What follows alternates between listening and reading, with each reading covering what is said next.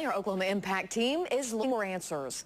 In 2 days, Oklahoma and other states will send Washington their first comprehensive reports of stimulus spending, which could provide the first realistic picture of job creation. The question for our Oklahoma Impact team tonight is, how realistic are any of these figures? Here's Alex Cameron. One of the most important metrics in determining the success or failure of the federal stimulus package is the number of jobs that it creates or saves. President Obama predicted that number, when all was said and done, would be 3.5 million. Out on the stimulus job sites like this one in Oklahoma City, predictions give way to reality. And the reality for the contractor on this ODOT project is that the stimulus has created new jobs. We did hire between 20 and 25 employees to come and assist and ramp up and allow us to expedite some of the projects. But perhaps surprisingly, those numbers aren't what are being reported to Washington. What the committee is most concerned about is the number of hours reported. Tim Gatz is with ODOT. He showed us the high-tech dashboard they've created to facilitate stimulus reporting. The process, he says, is fairly simple, capturing total hours worked by each contractor on each job. We capture that in a cumulative manner.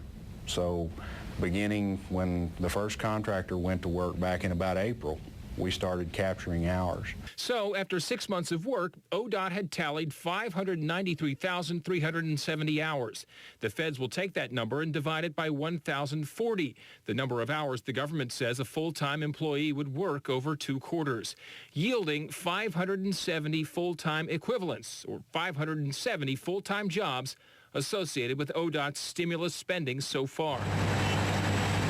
Since not everyone working these projects is full-time, the true number of jobs associated with the stimulus spending is likely somewhat higher. We're very happy with the numbers the way they are. But perhaps not as high as the number produced by the Federal Highway Administration's formula, 28,000 jobs for every $1 billion in infrastructure spending. Using that formula, the stimulus funds spent so far by ODOT would be responsible for 3,892 jobs. I doubt that. I doubt that. Local CPA and stimulus critic Steve Anderson says if those numbers are to be believed, then these are low-paying jobs. If every dollar went to jobs, it'd be less than $36,000 per job if that was spent in 1 year.